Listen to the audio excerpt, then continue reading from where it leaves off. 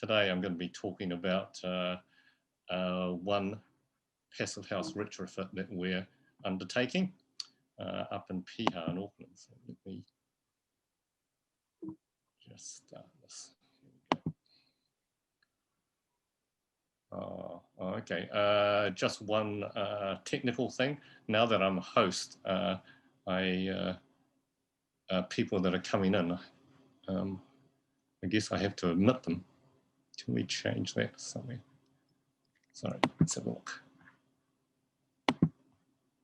Just going to admit these people that are just coming in. Hopefully that's all right. All right. Okay, on with the presentation. So, oops, let me just go back here. So, today I'm going to be talking about this Piha house renovation that we're undertaking. And first, I just thought I'd just outline what I'm going to be talking about today. Initially, I'll just introduce myself and a brief little tiny bit about me and Sang Architects, and then we'll get on to the passive house renovation. We're aiming for this renovation to be passive house EnerPHit certified. And then I'll talk a bit about the motivation and brief the client gave us, why they're doing this, and a little bit about the site, about the overall specification of the building and the design, and then take you through construction, where we're up to at the moment, and with some photos and examples of the issues that we're coming across.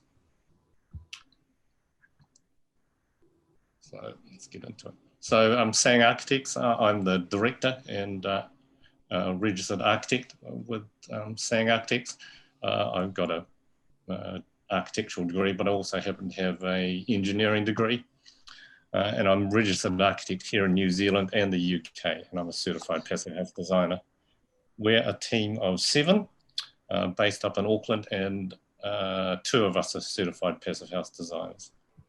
And our mission is to become totally passive house, all our projects being passive house in the next year or so, and we're getting pretty close to that.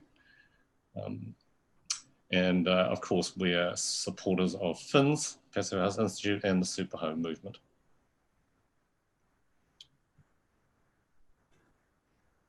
So the Piha house. So we renovated an existing building. It's actually quite a recent building, completed in 2008. It's an all concrete house, 345 square meters of floor area and 70 square meters of concrete terraces. It's 2-story, 3-bedroom, 2 bathrooms. And, our brief was initially to the new kitchen and bathrooms, upgrade the window joinery, add a guest bedroom, and overall improve their thermal performance by increasing insulation and air tightness. As we got into the job and we discovered things during the demolition, including quite extensive mold behind all the linings and in the ceiling space. It was decided that we'd actually undertake a full renovation to passive house EnerPHit standard. That's mainly driven by the owner, who has some ongoing health issues resulting from years of exposure to damp, moldy homes, and he's quite mold sensitive. So that's really driven that whole desire to do the full EnerPHit renovation. So we won't get mold or condensation in the house ever again. We started on site in May 2019. We're still going, but we're coming to the end of it now. Completion is due in February next year. So the site, it's on Piha on a west-facing slope. It's quite a big site, 8,400 square meters. We're over 100 meters above sea level. And of course, with Piha, we're in a very high wind zone. We're facing west and northwest, so that has some challenges for passive house and overheating. And we're also in the sea spray.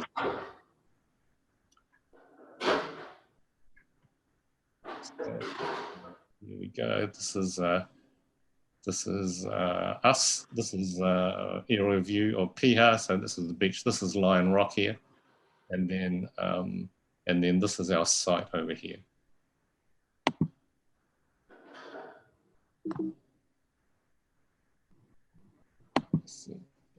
Oh, yeah, here's our site here. So this is the house here. It's kind of an angled floor plan. North's up the page, and so this is west. So the main living areas are down this end of the house, so we're facing mainly west.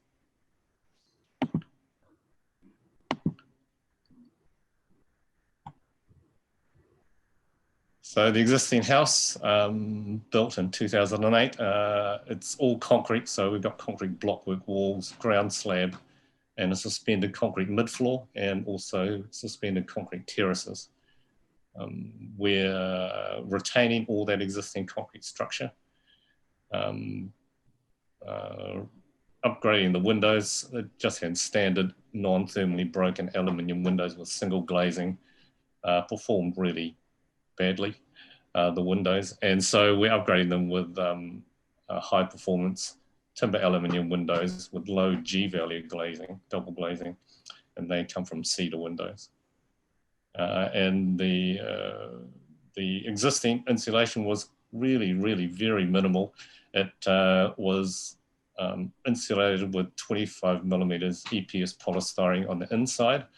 I'm not sure why it was only 25 millimeters, but very low.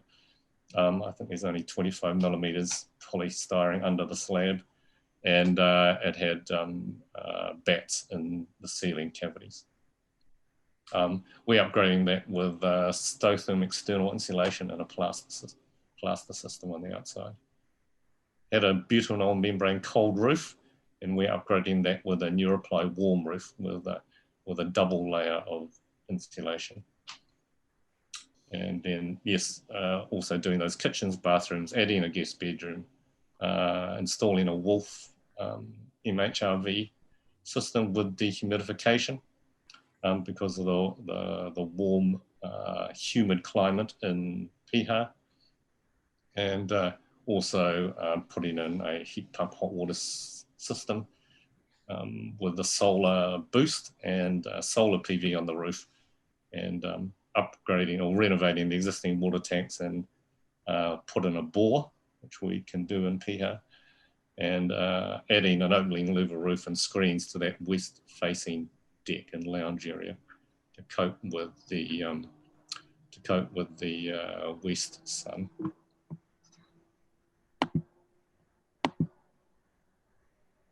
So this is our site. That's the house in this situation. West is up the page, north is to the right here. And that's that kind of floor plan. This is the ground floor entry through here, 2 bedrooms and a bathroom here. Garage, which is outside the thermal envelope. And then we have this area underneath the concrete terrace, and this area is being external area, and we're converting that to a guest bedroom. And so you can see here the existing, sorry, the treated floor area is going to be here through the bedrooms and the bathroom, through that entry space. The garage is outside the thermal envelope, and this new guest bedroom here, that's within the thermal envelope. And upstairs, as you go up the stairs, we have this living area. That's the west-facing living area with a terrace here. And then a master bedroom and an ensuite area here, and then another concrete terrace out here.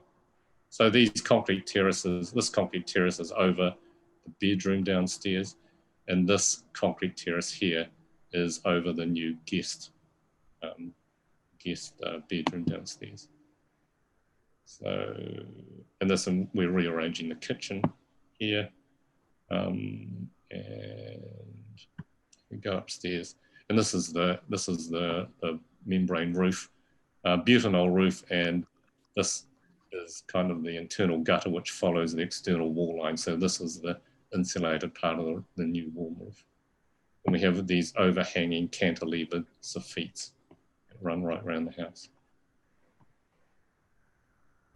and just a quick elevation. So we're replacing all the windows, and these are the terraces here outside the master bedroom, the terrace outside the living area. And again, we're replacing all those windows. And these are the louver screens that are going at the end of the terrace to help with the sun and the wind protection. So this is our team here. Obviously, quite a number of consultants and material construction system suppliers. We're Sang Architects, so we're running the architectural design part of the job and working on site. Structural engineers and Richards Consulting. Jason Quinn is the certified passive house designer. He has all the necessary skills to cope with quite a complex renovation project to passive house standard. And Terry Bryers of Bruyere Limited is the main contractor. And so you can see there also all the other systems that we're putting in. Cedar windows, Stotherm, external insulated plaster system, Neurolite warm roof, a Wolf MHRV system from Edge Innovation, and they're also supplying the hot water heat pump system. And Solar King are supplying the solar PV as well as the solar hot water boost. And electrical and plumbing and the louver roof supplied by Maximum Power and RNL Plumbing and Johnsons and Cousins. So this is our team here. This is the build team and our client, Bjorn Hilke, and it's Janice from our office. And it's me on the end there with the team. So let's get into that construction. So this is the all concrete house. Terry here has already started the demolition, so the windows are starting to come out, and all the linings are coming off the walls and ceilings. And this is from the other side. This shows that concrete terrace off the living areas here, and this is the area underneath where we're putting in that guest bedroom. So that is that kitchen and living area here just before we started the strip out. One of the things to note are the cedar louvers, which were installed all around in the upper areas here and over here over the windows. They helped with the overheating in summer, but were very drafty and did nothing for the air tightness in winter. Also, just note there's this massive big fireplace right here, and that let me just go another couple of slides. You can see that this is the strip out, so everything's come out, all the lines come off the wall, and that fireplace used to be sitting right here. That's the view you get when you take away the fireplace. That's the fireplace here. So interesting, they chose to put the fireplace right in the middle of the view. But we've remedied that. So as we took all the linings off, we exposed the ceiling cavity mainly, and and we saw how thin those battens are only 25 mils thick. So we only had 25 mils of polystyrene on the inside of the house. I'm not sure how that got code compliance. That seems extremely low to me. It's really thin. But as we got up into the ceiling, you can see here, if that's showing up on your screens, this is white mold appearing. This is the underside of the ply, which is under the butanol. And all that white mold is appearing on the furrings and those upper bits of timber where it's been getting really cold. All that warm moisture in the living room has been going up through those downlight fittings and condensing inside the ceiling. So again, you can see that white mold here and here. And then this is in the master bedroom where we have a lot of cantilevered LVL beams going out to support the soffit. You can see all this black mold on those cantilevered timbers out there. So when we saw all of that, we went, oh my goodness, this is not so good. We're going to have to deal with all this mold. And because the owner was very mold sensitive, we went the whole. And also, sorry, just stepping back, this is the edge of the roof, some of the membrane roof that was behind colour steel capping. 2008 house, that is.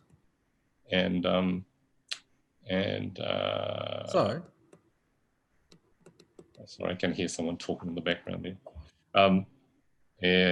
Yeah, so when we took off those colour steel fascias, we found mold stained timber, and some of it actually starting to rot here. So we had to take care of all of that as well.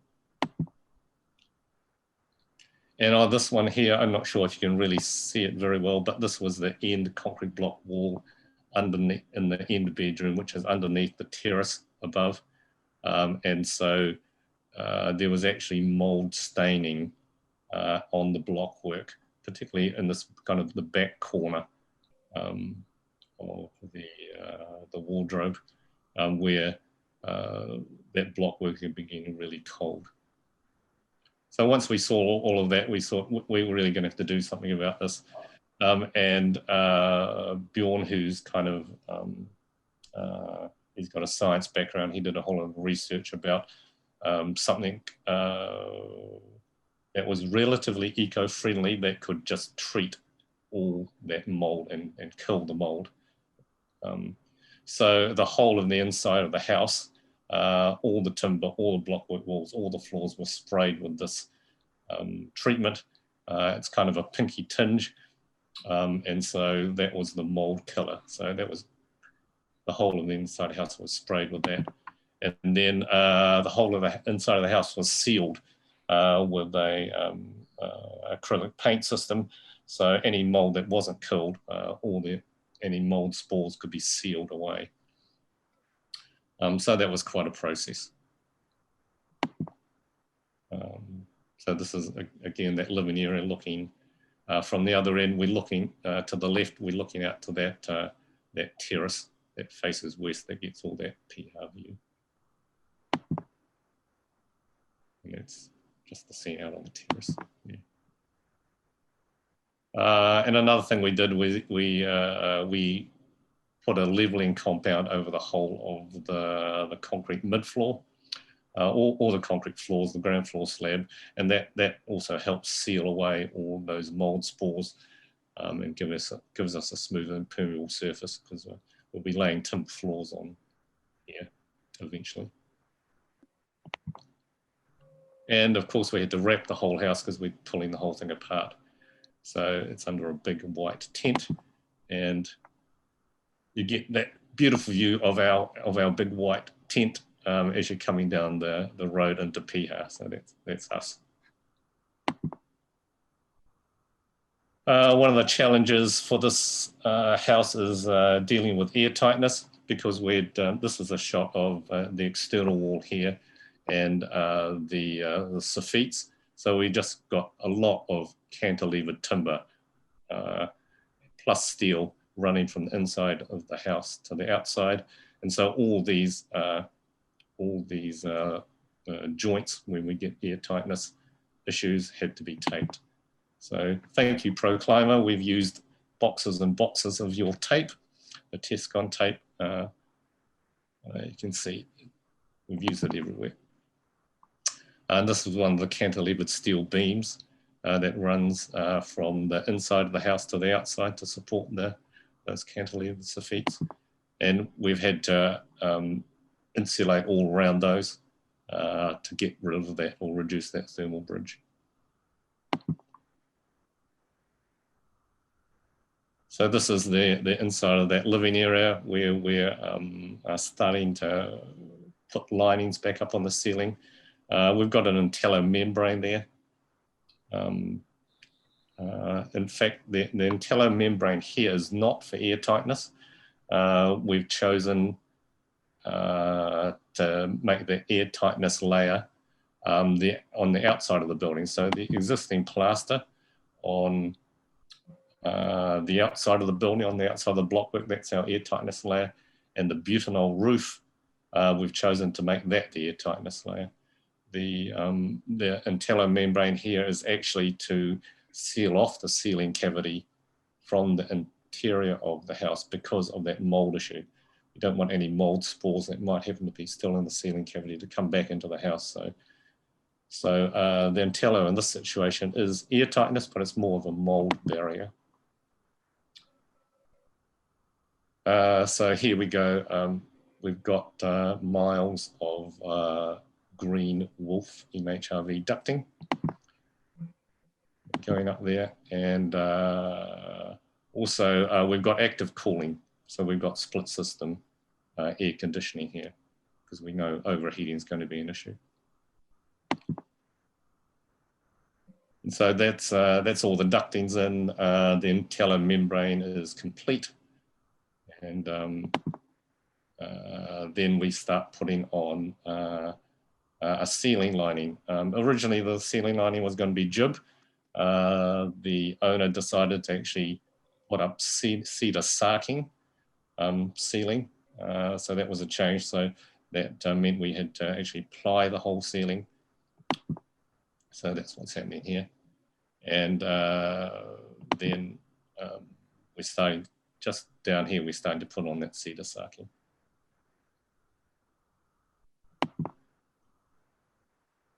So one of the very interesting things was this is a photograph of the sealed underside of one of those concrete terraces. We had a week or so where the temperature got really cold, so the whole house, because it was completely open with no windows, all the concrete structure cooled down. And then we got a warm, humid breeze come through one morning.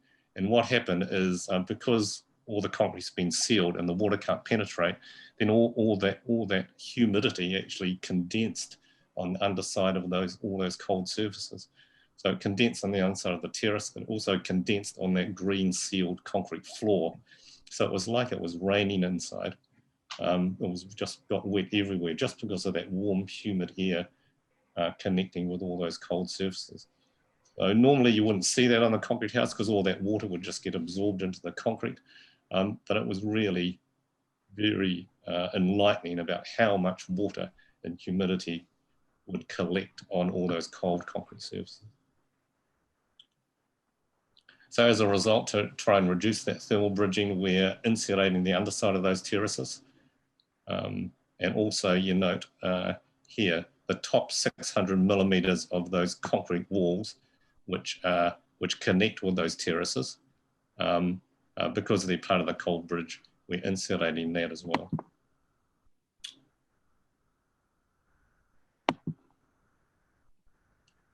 So that's that end room. We've got that 600 mils of insulation here. We've fully insulated that ceiling, but one thing that Jason and Quinn has asked us to do is to ventilate that ceiling space because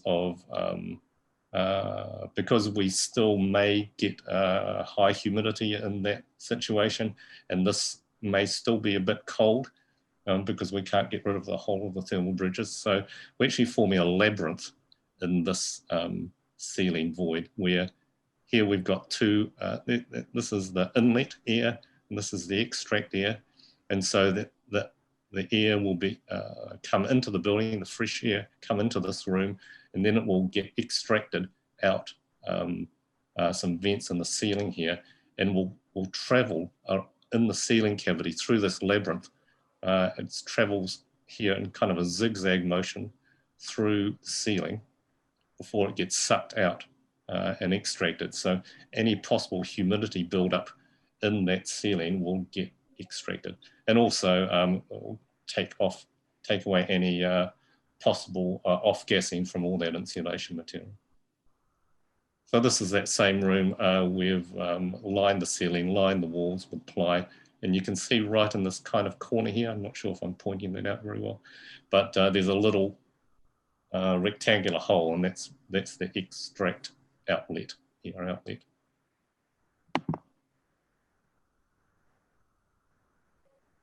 So this is the shot of that under the terrace area where the new guest bedroom's going. We had to excavate out footings. One of the issues here was that this floor slab is going to be lower than the internal floor slab, so we have some underpinning to do. The concrete foundations kind of stop here. This is dirt underneath that concrete footing. So there's quite a bit of reinforcing and insulation that has to go under there in order to support the existing foundations and try and get rid of any cold bridging. So this is a bit further on, the construction of that guest bedroom. The floor slab's gone in there, and that insulation has gone on the ceiling on the underside of the terrace. That's 600 mils of insulation down the wall to reduce that cold bridging. And here you can see that labyrinth on the ceiling again. These vertical bits of insulation allow us to pass air through that in a kind of a zigzag fashion.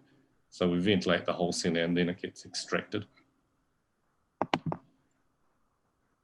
And there's that beautiful cedar sark ceiling there. And this is up on the roof. This is the existing grey butanol membrane roof here. That was actually in relatively poor condition. We had some nails popping from the plywood. Some of the joints were starting to come apart, and because rainwater was collected off this roof, when we went to clean out the rainwater tanks, we actually found quite a lot of grey sludge from the roof in the water tanks. So that butanol had started to break down, even though this is only built in 2008. So we had to build new parapets, higher parapets. We had to put in new furrings on the roof to increase that slope from the less than 1 degrees to over 2 degrees. And had to build up an internal parapet that would allow us to have a greater thickness, so we could put in 2 layers of the urethane insulating boards. And so that's the rest of the warm roof going on. It's a torch-on double layer membrane. And so the top of all that insulation, that's the completed roof. Also, you can see these